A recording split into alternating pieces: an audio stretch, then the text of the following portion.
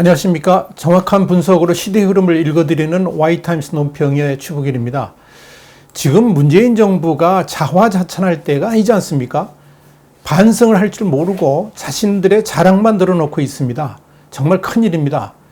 우한폐렴, 그러니까 코로나19라고 부르죠. 이 우한폐렴 사태가 진정되기는커녕 날로 악화되고 있는 상황에서 대통령을 비롯해가지고 문재인 정권의 주요 핵심 인사들이 그렇게 내뱉는 자화자찬 때문에 국민들의 마음이 영 불편합니다.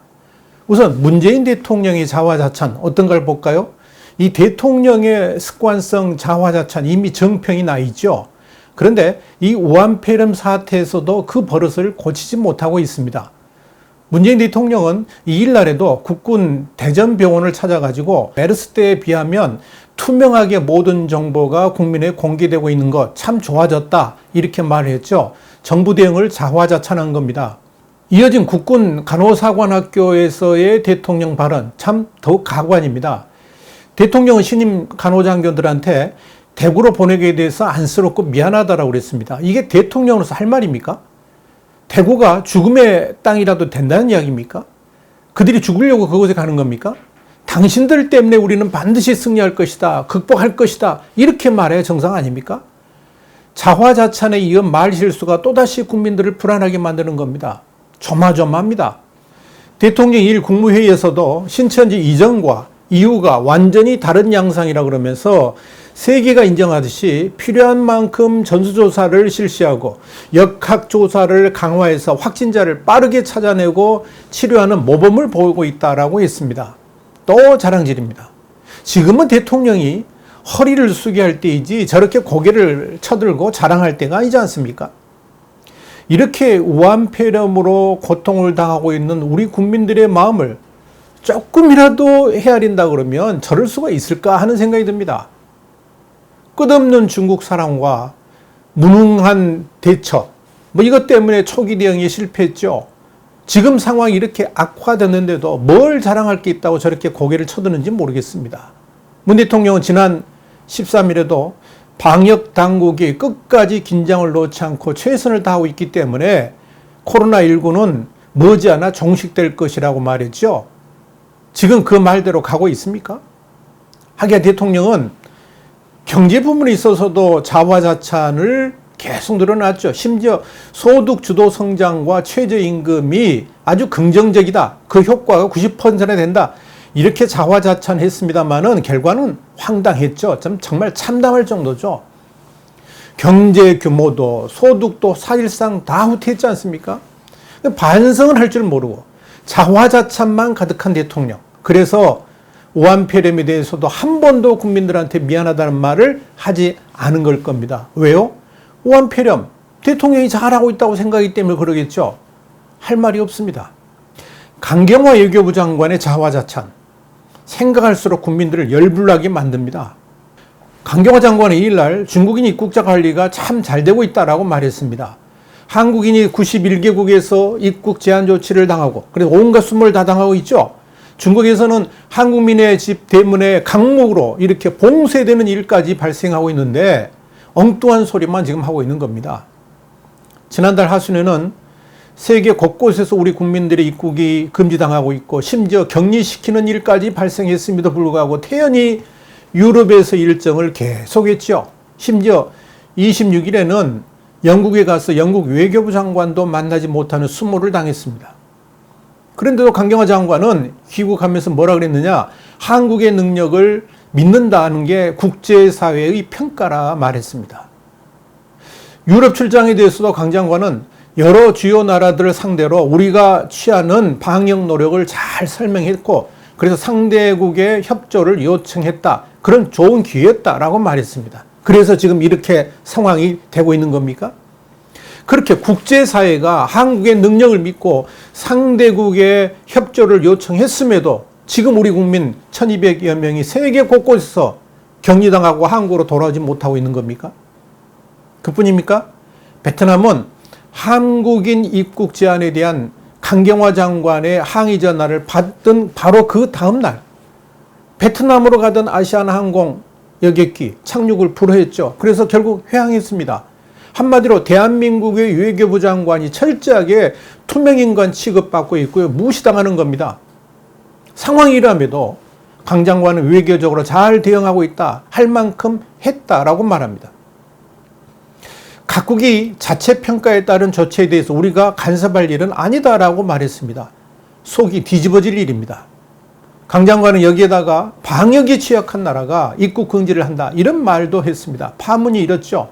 우리 정부가 중국발 여행객의 전면 입국 금지를 하지 않음으로 인해 가지고 확진자가 4,000명을 돌파한 상황에서 입국 금지 제한 조치를 취한 국가들을 뭐라고 그랬느냐? 자신감이 없는 후진국으로 취급한 겁니다. 참 잘못을 모면하려고 해도 저렇게 말을 할 수 있을까? 그것도 외교부 장관이. 그런데 문제는 이렇게 방역 취약국으로 언급하는 나라 중 상당수가 청와대가 그동안 신남방, 신북방 정책을 펼쳐왔다 그러면서 주요 파트너로 꼽았던 국가들입니다. 외교부 장관이 그렇게 방역 후진국이라고 막말을 했는데 앞으로 그런 나라들하고 어떻게 외교를 해 나갈지 그 후가 더 궁금해집니다. 자화자찬하려다가 말이 꼬인 거고요. 그 말들이 국익과는 정반대로 가도록 한 셈입니다. 입이 방정이죠. 추미애 법무부 장관의 자화자찬도 가관입니다.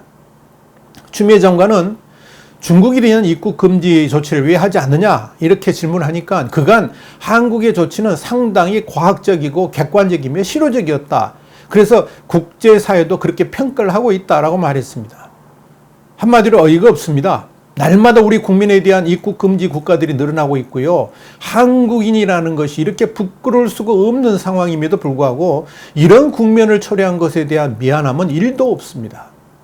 지금 중국 경유자 입국을 차단한 나라들은 방역 모범국이 됐습니다. 지난달 7일부터 중국인 유입을 전면 차단한 대만을 보세요. 현재 대만의 감염자는 불과 42명입니다. 대만은 대중국 교역액이 우리나라의 2배인데도 과감하게 문을 닫았습니다.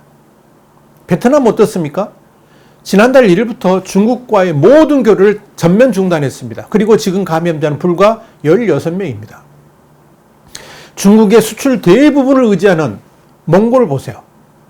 5,000km 국경을 맞댄 나라인데도 과감하게 중국과의 모든 교류를 차단했습니다. 반면에 중국의 문을 활짝 연 한국과 이란과 이탈리아 어떻게 됐습니까? 우한폐렴 감염자가 급증하고 있습니다. 이것이 뭘 말해주는 겁니까?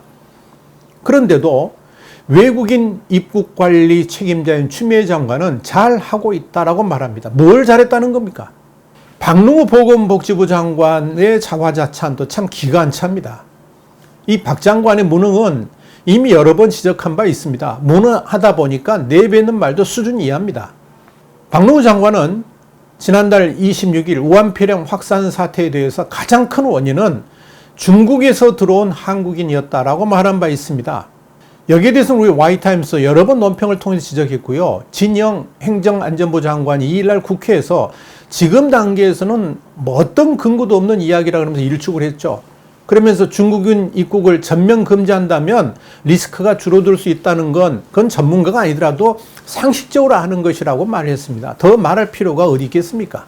그럼에도 불구하고 박능우 장관은 1일에도 코로나19 그러니까 우한폐렴이 대구를 넘어서 전국적으로 확산하는 속도가 둔화되고 있다. 그러면서 당초 우려했던 빠른 속도의 전국 확산은 나타나지 않고 있다라고 말했습니다.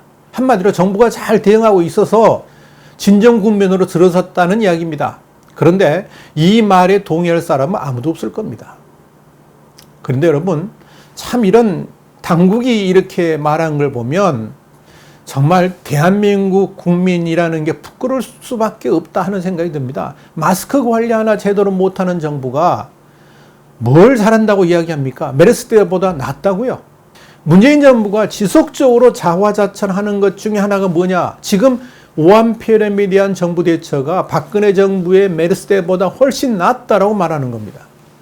이 말은 대통령부터 장관들 그리고 여당인 민주당을 포함해서 친문 셀럽들까지 고루 주장하는 포인트이기도 합니다. 그래서 메르스 때 사망자가 얼마나 나왔습니까? 사망자 38명, 확진자 186명. 누적 격리 인원 16,693명이었습니다. 당시 그렇게 엄청난 피해가 있었던 것은 초기 메르스의 감염력을 정확하게 판단하지 못했고요. 환자 동선 파악에 실패했기 때문이었습니다. 당시 전문가들은 메르스 사태 당시 바이러스가 확산될 수 있었던 최고의 숙주가 뭐냐? 엉망진창이었던 우리의 보건체계였다라고 했습니다. 그래서 의료체계를 대대적으로 개선했습니다. 자, 지금 상황은 어떻습니까? 메르스 때의 실패를 교훈 삼아서 백서도 냈고 또 의료체계도 완전히 개선했는데 우한폐렴으로 인한 결과가 지금 어떻게 나타나고 있습니까?